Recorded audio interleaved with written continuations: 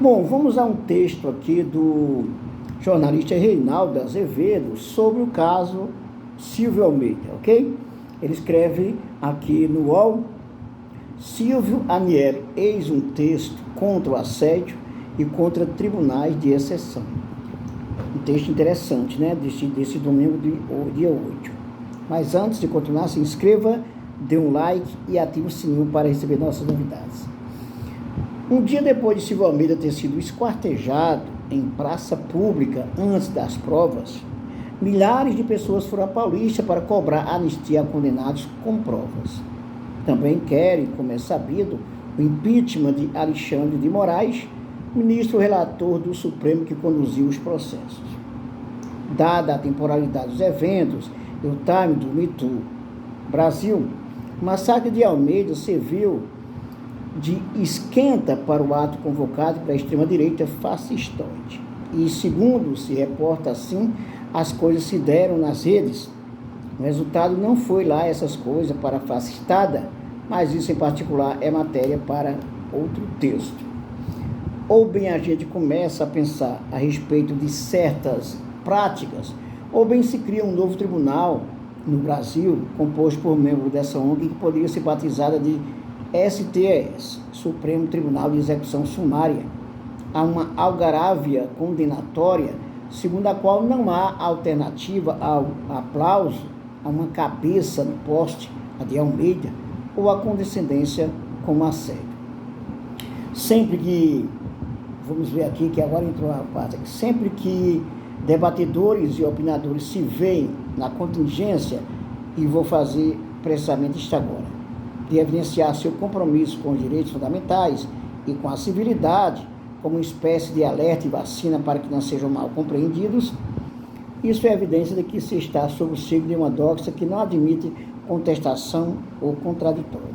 Aí se torna obrigatório dizer, por exemplo, que apontar as ilegalidades da Lava Jato não implica conivência com a corrupção, que condenar o massacre do povo palestino não é um flerte com um ataque terrorista do Hamas, que se opor à execução sumária de um ministro não é uma forma de minimizar a agressão às mulheres.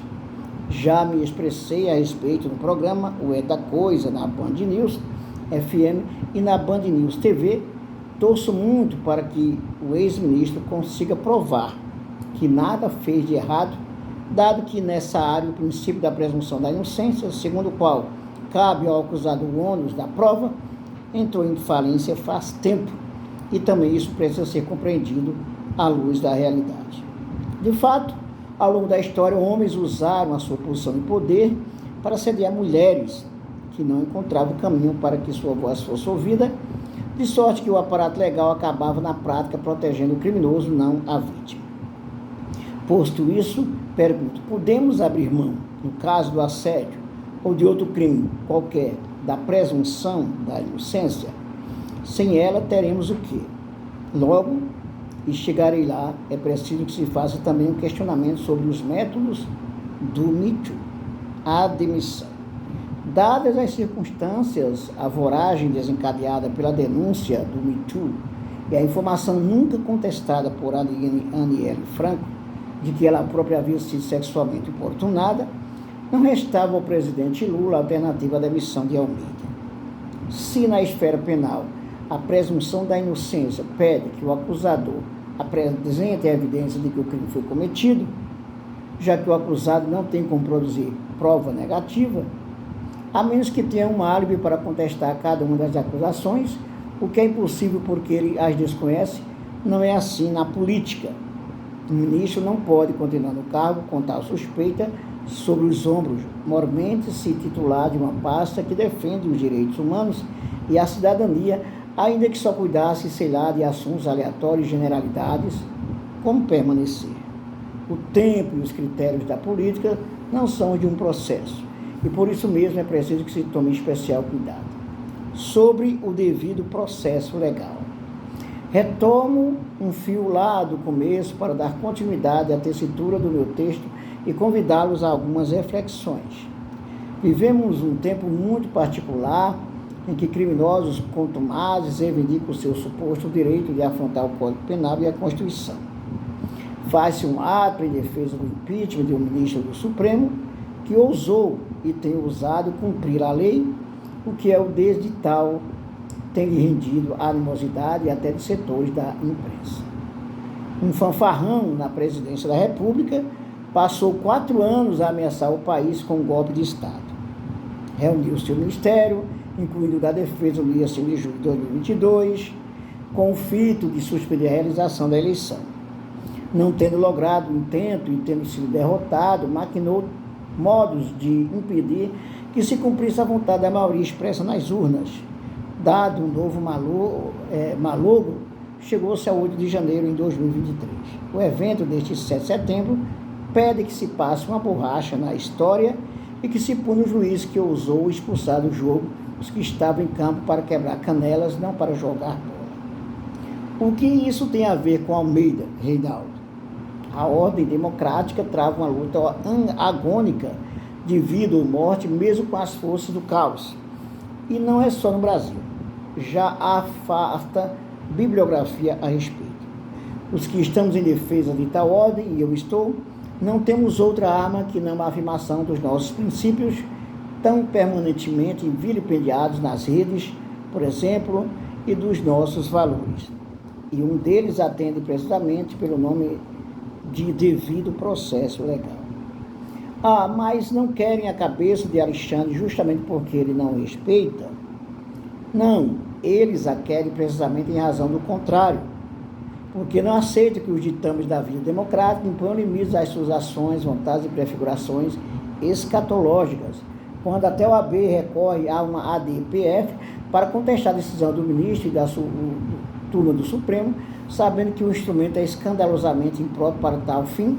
Não se trata apenas de uma divergência, o que se tem é a depredação dos fundamentos do Estado de Direito. Erros. Não havia, como sabemos, Almeida permanecer no governo, e sua demissão foi fulminante depois que o MeToo tornou pública a acusação sendo desmentido de Aniele Franco. Se verdadeiro bochicho, de que suspeitas circulavam havia tempos pelos corredores de Brasília, é preciso então que se revejam ou se criem protocolos.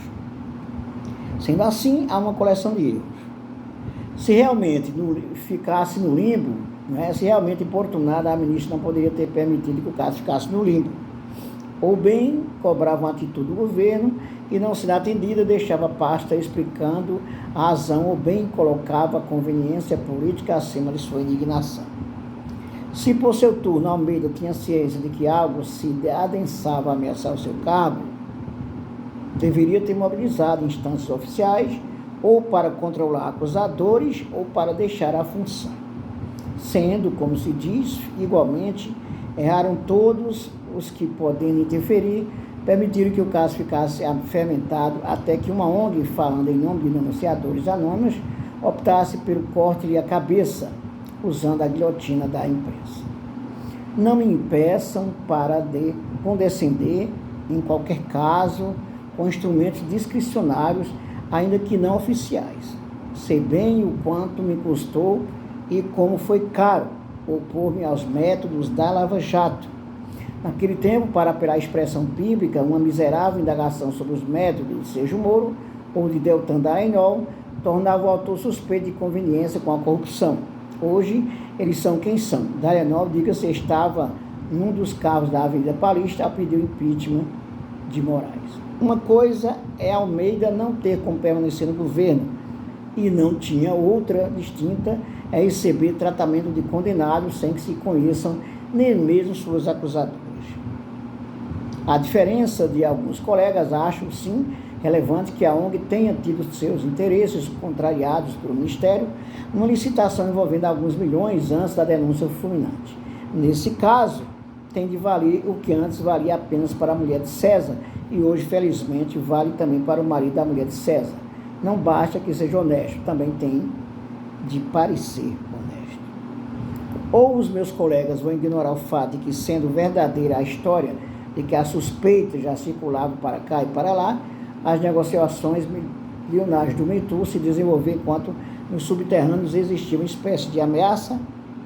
A resposta furiosa da ONG, a nota emitida por Almeida em suas últimas horas, o Ministério não resolve a questão. as coisas se deram ou não daquela maneira. Que saída? Almeida enfrenta a maior de todas as punições, que é a impossibilidade de se defender, porque, ora, o que se tem é a acusação de uma ONG antes de qualquer investigação, e a da ministra Aniele, ainda que vazada na linguagem direta. É claro que existe a possibilidade de que tudo seja verdade. Não estou aqui a asseverar a inocência de Almeida, como eu poderia fazê-lo, mas que sistema de direito se está erigindo no país quando se atribui a uma entidade que houve pessoas que não se mostram um poder que nenhum tribunal superior tem, o da condenação sem direito à defesa ou recurso. Sim, eu mesmo escrevo acima que a natureza do assédio supõe que se busque uma saída que impeça o criminoso de se esconder nas dobras da lei. Se me perguntarem agora qual é o caminho, também não sei. Talvez se possa pensar numa vara especializada de justiça em que o acusado e seu defensor possam saber quem são os acusadores, com os processos tramitando em rigoroso sigilo, e nesse caso, para proteger as vítimas, já que então teriam tomado a decisão de não aparecer. Não estou aqui, de modo oblíquo, a pôr em dúvida o testemunho das mulheres que disseram ao Me Too terem sido assediadas por Almeida, como eu poderia fazê-lo. Não sei quem são, nem conheço as circunstâncias. Mas também não sabem e também não conhecem os que estão tratando o ex-ministro como culpado. Li em algum lugar que só os homens se importam com esta questão. Em primeiro lugar, não é verdade, não é? Em segundo lugar, não se trata de um debate de gênero. Temos de nos perguntar se podemos trabalhar com o conceito de que existem acusadores que estão acima da lei. Se decidirmos que sim, estamos também admitindo que existem acusados que estão abaixo do direito de defesa, sendo o Me Too, nesses casos, o porta-voz legitimado das vítimas. Então se terá criada a quarta instância da justiça em que se condena sumariamente sem julgamento. Tribunais de exceção e ideologia. Situei o caso de Almeida no Brasil de hoje por quê? Para criar diversionismo, para assegurar que ele é inocente. Os que leram com atenção sabem que não. Quando evoca acima as lambanças do bolsonarismo e a tentativa de derrubar um ministro do Supremo porque este condenou golpistas com provas, estou chamando a atenção para o fato de que, mundo afora, a prática típica e recorrente da extrema-direita consiste em desmoralizar a justiça, acusando-a de ser seletiva e de estar a serviço dos interesses de reticência, As acusações variam segundo os fascistores locais, comunistas, globalistas, ateus, etc. A rigor, não querem justiça nenhuma, advogam o vale-tudo do que chamam liberdade de expressão, porque querem eleger sem que respondam por isso. Os inimigos que lhes são úteis, os esquerdistas, os imigrantes, os gays, as mulheres, os negros, usam às vezes suas milícias digitais como tribunais de exceção, espezinham, humilham, avacalham, promovem linchamentos virtuais. No caso de Almeida, extremistas de direitas, notórias e notórios inimigos do feminismo e das políticas afirmativas para negros, levantaram a sua voz não para se solidarizar com a Aniele e com as acusadoras ainda anônimas, mas para espezinhar os então dois ministros, os progressistas, as políticas de reparação, o livro de Almeida sobre o racismo estrutural, as lutas contra a barbárie, que constitui parte importante do Ministério dos Direitos Humanos, e a cidadania e da igualdade racial. Seriam, asseguram esses monumentos morais, todos hipócritas? E, claro, a verdade estaria com eles que se orgulham do seu antifeminismo e sua oposição às políticas afirmativas e de seu apego que pretende contestador ao politicamente correto. Quando deixam claro não respeitar a justiça, porque essa seria parcial, e se houver isso de novo no evento flopado da Paulista, estão, na verdade, a deixar claro que só aceitam o seu próprio julgamento segundo seus próprios critérios. Nem o Me Too, nem entidade nenhuma, pouco importa a causa que defenda, pode ambicionar a condição de tribunal de exceção. Como fazer para que o direito de defesa não proteja o assediador. Acima dou uma sugestão. Muitas outras podem ser debatidas. Uma coisa me parece inequívoca. A parceria de uma ONG com um veículo de imprensa não pode ser uma sentença única e irrecorrível. Não faz tempo, advogados do grupo Prerrogativas se levantaram de modo correto contra a palavra do delator como prova e estão na raiz de uma mudança importante na Lei 12.850. A delação é meio para a obtenção da dita cuja. Sabemos que a aberração que estava em curso custou ao Brasil. Está comparando uma eventual vítima de assédio com o relator Reinaldo. Não, mas o Me Too não pode ter mais poder do que tinha a teratológica Lava Jato naqueles dias insanos que levaram o país à ruína. Encerro. Que se faça, no caso das acusações contra Almeida, a devida investigação e que ele arque, se culpado, com as consequências na forma da lei. O grupo Prerrogativas, diga-se, só se formou porque advogados diziam não aceitar o vale-tudo da Lava Jato, não é isso? Nem a conversa de que o combate à corrupção era tão importante que se podia abrir mão do devido processo legal ou de outro modo não se faria justiça. Aquele Prerrogativas estava certo.